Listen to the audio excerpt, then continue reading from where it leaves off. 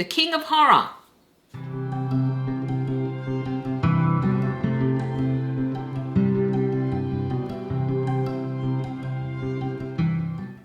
G'day to all you lovely people and welcome back to my channel.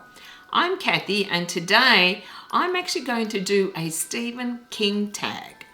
I was tagged by Chris from Unlimited Reads. He is a fellow Aussie. I actually think he also lives in Melbourne like me. And it's taken me a while, but I'm finally getting around to doing this video. And I want to thank him very much for tagging me. If you haven't seen his channel, please do check him out. I think he has great content, wonderful reviews about a variety of genres, and I really love his channel, and I think you will too if you go and check him out. Okay, so this tag is all about Stephen King, the king of horror, basically.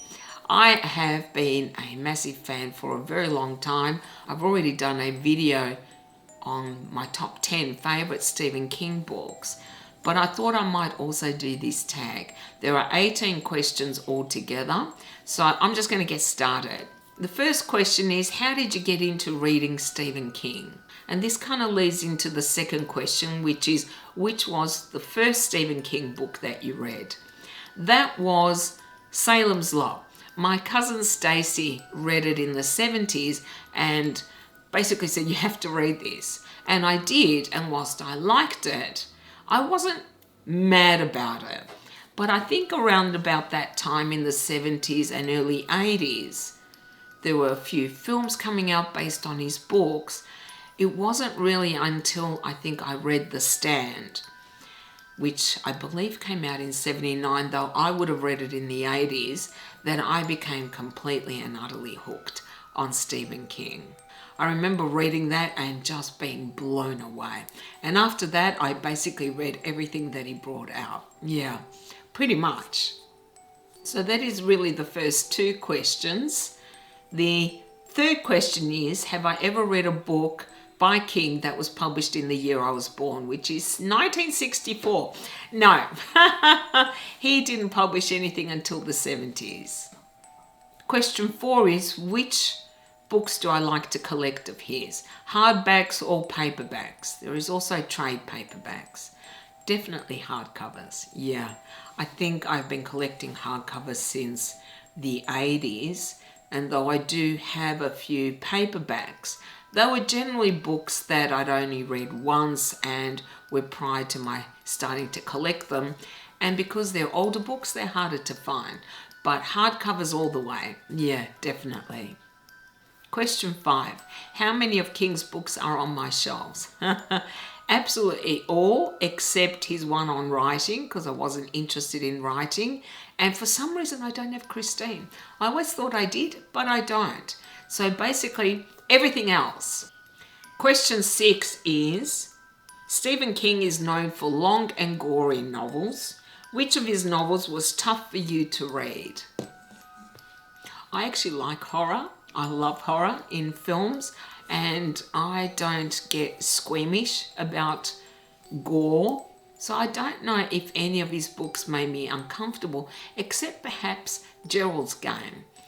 Just the idea of actually being handcuffed and having no way to escape, I think that is horrific to me anyway, rather than any gore or things like that. So yeah, that book bothered me more because the idea of just being trapped and perhaps starving to death or dying of thirst, yeah, that definitely made me uncomfortable. Number 7, have I DNF'd a Stephen King book? No, none, not one. But I need to add that I very rarely DNF books. Doesn't happen all that often, though I'm trying to be better about it. But I have never DNF'd a Stephen King book, and I don't think I ever will. Number 8, have I read his books in publication order? Not always, but generally yes. Number 9, what Stephen King books would I like to read but haven't yet? There aren't that many. I've read pretty much most of his books, except I think 3 or 4. Might be 5. I generally like to have several of his and then I can binge read him. And at the moment I have Sleeping Beauties, Fairy Tale, and Just After Sunset, which I think is short stories. But I also think I haven't read Firestarter, which for some reason I thought I had read. So that is one I definitely want to read. And I want to read Fairy Tale soon, but it has an elderly German Shepherd in it. And I lost my elderly German Shepherd last year, so it's going to have to wait a little until I feel up to reading about that. I'm also intending to read the others, it's just I'm not sure when. But I definitely want to read Fairy Tale and Firestarter. Number 10 is, name a book he has written that other people liked, but you didn't. I did not like The Girl Who Loved Tom Gordon at all. Perhaps it's because I don't know all that much about baseball, but I did not find it charming. I got so bored reading this book, and I don't think I've read it twice. I think I read it the once and it was more than enough for me. And the other one of his I really didn't like, and a more recent one, is Billy Summers. I really dislike this character because he is an assassin, and I'm sorry, I cannot admire an assassin. I don't care what reasons he gives for his actions. There were a lot of issues I had with that book, so they're the two I really didn't like. Yeah, but I think particularly The Girl Who Loved Tom Gordon, I think that one is very popular. Number 11, name a book of King's which is underrated. I have two. The first is Needful Things. I absolutely love this book. I love the whole idea of it, and I really love the characters and the children in it. It's been long enough that I want to reread it, but I thought this was such a clever idea of people thinking they can get what they want without paying for it. And that, I think, is the biggest theme in that book. It's for some reason not hugely popular, but I think it deserves to be. And the other one is Joyland. I loved that one so much. It is not horror, it is a mystery, but it was this coming of age story that was, I thought, just absolutely charming and delightful and made me recall my youth. I just love that book, and I am surprised that more people don't love it. It was definitely, in my opinion, one of the best books he has written in the last 10-15 years, if not longer. Number 12, creepy characters.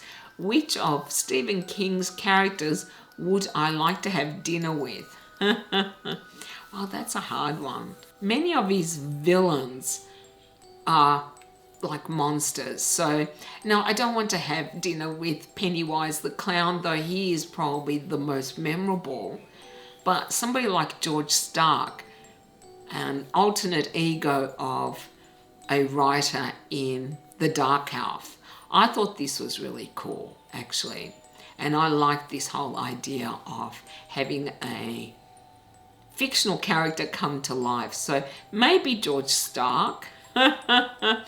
And maybe Leland from Needful Things, because he was quite creepy and yet clever as well at times. 13. Has Stephen King inspired me to write or read? Not really.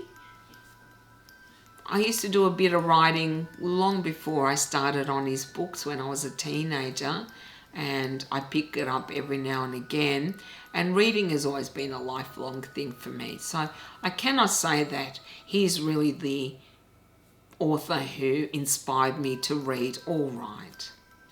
Number 14. If I was able to meet Stephen King, what would I say?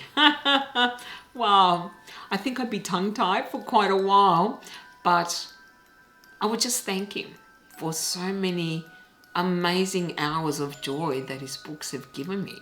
Some of his books are my all-time favorites. So I'm just grateful that he has been writing for so long and that he has given me so much joy with his books. Number 15, have I ever been to, I think it's Bangor in Maine? No. I know that's where King lives, and it would be great to actually meet him, though I don't think I ever will go there, and I don't think I will ever meet him. Number 16, which do I prefer more, his books or the movies based on his books? That's a no-brainer, his books, 100%, but I always prefer the books. That doesn't mean I can't love some of the films that I've seen based on books. It just means that with a book, I can spend so much more time getting immersed in the story and learning so much more about the characters. Whereas a film is generally very short. A book will take you days, if not weeks, to read. So definitely books over films. Number 17 is name some of my favourite Stephen King films or books based on his films. The Shining. Yeah, I know King hates it. I absolutely love it. It is one of my all-time favourite films. I think that Kubrick took the best parts of the book, because I don't think that the book is as good as the film, in my opinion. I know a lot of people are going to disagree with that, and that's fine. But there's just so much atmosphere with this film. There's so much suspense. There's so much horror elements to it, which I didn't find so much in the book. The book, I think, is much more sympathetic to the main character, Jack Torrance. And I didn't find him sympathetic in the book, let alone in the film. But I loved that one. And a few others that I really love are Stand By Me, which is based on one of his short stories. I thought that was fantastic and so well done. And the other is The Green Mile. Such a great film, actually. Great book as well. And last, I would say probably Misery, because it's so creepy and Kathy Bates is just so brilliant in it. Yeah, that one is, I think, every writer's nightmare, but it's also just such a great film. Number 18 isn't really a question, it's tag some people. I don't know a lot of people who love horror. The only channel that I know other than Chris's is Jason's Weird Reads. I would not be surprised if he's already done this tag, but he is somebody I will tag. And I guess anyone else with the channel who would love to do this tag, please do so. And let me know, because I would love to see your journey with Stephen King. Once again, I want to thank Chris very much for tagging me. I know it took me a while, but hey, I finally got there. Well, I hope you enjoyed this video. You got to learn a little bit more about my obsession with Stephen King, because I pretty much am. I love his books. He's definitely one of my all-time favorite authors, and I have more of his books than anyone else's, and I'm willing to spend a bit more on his books because I love him so much. I'm actually going to also do a video just to show you guys all the King books that I own, because I'm quite proud of my collection. So you can expect that at some point in the near future. Anyway, I do hope you enjoyed this video, and if you did, then you can do the usual. You can like, comment and subscribe if you haven't already, as it helps my channel to grow. I hope you all have a beautiful day, and I'll see you next time. Bye!